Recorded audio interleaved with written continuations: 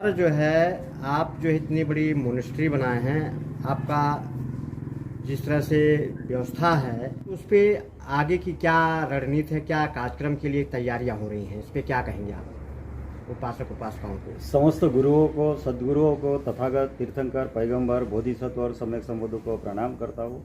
उपस्थित सारे पत्रकारों को भी प्रणाम करता हूँ। और मित्रों, ये जो झानक भूमि बनाई है, ये श्रमण व्यवस्था के ऋषि मुनियों की, गुरु सद्गुरुओं की, महावीरों की, बुद्धों की भूमि है। ये गुरु नानक, कबीर, रैदास और सारे संतों की, तुकाराम जी हो गए, सेवालाल जी हो गए, सबकी भूमि है। और ये जो झानक भूमि है, ये शब्द ही प्राचीन भाषा का शब्द है, प्राकृत भाषा का शब्द है। इसी को मराठी, हिंदी, संस्कृत में हम ध्यान बोलते। और ये ध्यान शब्द ही चाइना में जाके चान हो गया, जापान में जाके ज़ेन हो गया और अरबस्तान में जाके रमज़ान हो गया। फिर बाद में यही प्राकृत भाषा में ध्यान हो गया, ध्यान से मराठी में भान हो गया। और इसी शब्द का उच्चार सारे गुरु सद्गुरु ने किया है। तो सारे मनुष्यों को ध्यान ज्ञान सिखाने के लिए बनाई हुई है। और अभी हमारा ये जो प्रोग्राम है, ये प्रोग्राम इस मोनेस्ट्री में, ये पूरी मोनेस्ट्री इसलिए बनाई गई है कि हजारों साल में कोई एक व्यक्ति पैदा हुआ जिसका नाम बाबा साहब आम्बेडकर था, जिन्होंने एक सपना देखा कि यहाँ के सारे बैकवर्ड लोग फॉरवर्ड हो, सारे गरीब लोग जो है उनका शोषण खत्म हो, उनको अच्छी ज़िंदगी मिले, खुशहाल और सुखी समृद्ध ज़िंदगी मिले। ऐसा बाबा साहब ने एक सपना देखा था, प्रबुद्ध भारत का सपना बाबा साहब का। तो वो पूरा करने के लिए हमने ये मोनेस्ट्री बनाई है। और इसका जो प्रोग्राम है कि राउंड द क्लॉक 7 दिन 365 दिन हम यहाँ जो भी आते हैं, हजारों लोग यहाँ विजिट करते हैं, तो उनको हम ध्यान ज्ञान से शरीर मन को कैसे स्वस्थ करने का और शरीर मन के पार जाके समृद्ध और प्रबुद्ध कैसे होने का, इसका मार्ग प्रशस्त करते हैं। और ये जो पूरी मोनेस्ट्री है, ये सारे सद्गुरु के शिक्षा के आधार पर है। लेकिन सारे धर्मों में जो कुछ भी हमें बताया है, उनका सर्वधर्म सारभूत ज्ञान दर्शन के आधार पर और मेडिकल विज्ञान के आधार पर हम यह शिक्षा देते। और यहाँ कोई और सब निष्पक्ष निरपेक्ष भाव से देते हैं।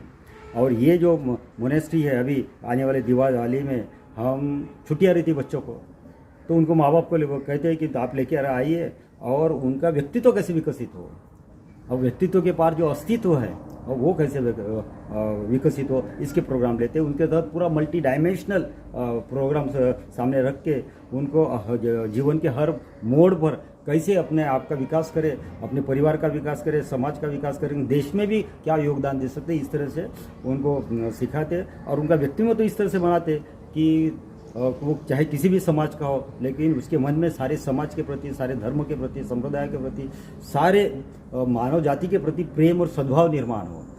कहीं कुछ भी गलत होता तो उनके प्रति उसके मन में दुख पैदा हो और वो दुख मुक्ति के लिए वो काम करे। इस तरह का व्यक्तित्व अस्तित्व का निर्माण करने के लिए बच्चों को शिक्षा देते हर छुट्टियों में। और फिर उसके बाद दिसंबर आ रहा, तो 6 दिसंबर को तो परिनिर्वाण दिन है बाबा साहब का। बाबा साहब ने पूरा जीवन और यहाँ के गरीब शोषितों के लिए, महिलाओं के लिए, समस्त जनजातियों को कैसे ऊपर लेके जाना, उनका उत्थान कैसे करना, इसके लिए जीवन दिया और चले गए। बाबा साहब चाहते थे कि मैं अकेला आदमी इतना सारा काम कर सकता हूँ, तो मेरे समाज में 20 डॉक्टर, 20 इंजीनियर, 20 वकील अगर निर्माण हो तो पूरे बैकवर्ड लोग फॉरवर्ड हो जाएंगे, पूरा देश प्रबुद्ध हो जाएगा। ऐसी उनकी मंशा थी, उसी हिसाब से उन्होंने काम किया। लेकिन अंत में वो रोते रोते गए। उन्होंने कहा कि पढ़े लिखे लोगों ने मुझे धोखा दिया, तो हम धोखेबाज है। तो जो कुछ भी हम यहाँ कर रहे अपने ही ज्ञान से, ध्यान से और अपना ही पैसा लगा के कर रहे, कि ये सिद्ध करने के लिए, बाबा साहब को बोलने के लिए कि देखो बाबा साहब हम लोग के बाद।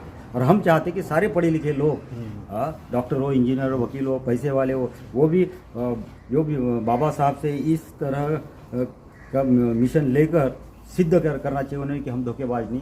उन्होंने जितनी आवश्यकता है, आवश्यकता के हिसाब से अपना काम करने का और पूरा तन मन धन बाबा साहब के मिशन को लगाया। तो देखो हम पूरे भारत को आने वाले 5-10 साल में स्वर्ग बना सकते हैं। तो अभी आने वाले दिसंबर में, 6 दिसंबर में मैं 25 साल से, और हम लोग 25 साल से एक संकल्प दिन मनाते हैं, क्योंकि बाबा साहब गए, मिशन छोड़ के गए और वो मिशन कभी कोई पूरा नहीं कर पाया। कई लोग आए चले गए, लेकिन वो मिशन को किसी ने हाथ में लिया। तो हम 25 साल से वो मिशन पूरा करने के लिए एक संकल्प दिन मनाते हैं कि 7 दिन का हम एक शिविर लेते। और उसमें बाबा साहब का कॉन्स्टिट्यूशन में क्या कहा उन्होंने, उनके जीवन उद्देश्य क्या था, और फिर उन्होंने एक किताब लिखी है बुद्ध एंड धम्म। और उसमें सारभूत सारा ज्ञान है, सारी लॉजिक है, फिलॉसफी है, ज्ञान विज्ञान तत्व ज्ञान है। तो उसके आधार पे हर विहार, मंदिर, मस्जिद और हर धार्मिक स्थल ध्यान के, ज्ञान के और धम्म संस्कारों के और दुख मुक्ति के केंद्र कैसे हो, इसका प्रोग्राम इम्प्लीमेंट करते, लोगों को बुलाते, उनको समझा के बताते, थियोरेटिकल प्रैक्टिकल समझाते, उनको खुद को भी कैसे दुख से मुक्त हो और उन्होंने जाके हर जगह जाके दुखी लोगों को कैसे दुख से मुक्त करना, इसका प्रशिक्षण देते हैं। सर, और उपासक उपासिकाओं को इस अवसर पे अपने अपने बिहार में हर जगह लोग 6 दिसंबर मनाते हैं, तो आपका कुछ संदेश है, कुछ कहना चाहते हो तो उपासक उपासिकाओं को बता सकते हैं। मेरा यही संदेश है कि हर आदमी ने बाबा साहब के जीवन को समझ लेने का, वो कैसे जिए।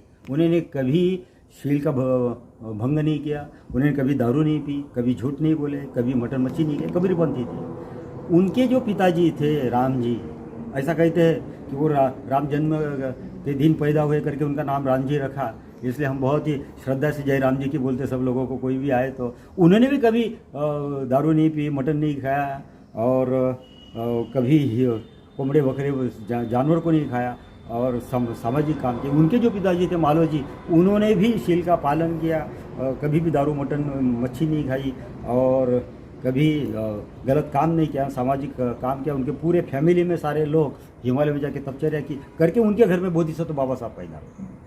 तो हम हमारे लोगों को कहते कि जो भी बाबा साहब को बुद्ध को मानते कि जानवर को खाना छोड़ दो, क्योंकि जो जानवर को खाते वो जानवर होते, वो मनुष्य नहीं है तो वो बुद्ध नहीं बन सकते, अच्छे व्यक्ति बन नहीं सकते। तो बाबा साहब के हम वारसदार है, तो बाबा साहब के लिए इतना ही त्याग करो कि शील का पालन करो। कोमड़ा बकरी मच्छी खाना नहीं है, दारू पीना नहीं है, शील का पालन करना। और बाबा साहब ने अपना जीवन समाज के लिए दिया, तो उन्होंने भी अपना जीवन दे के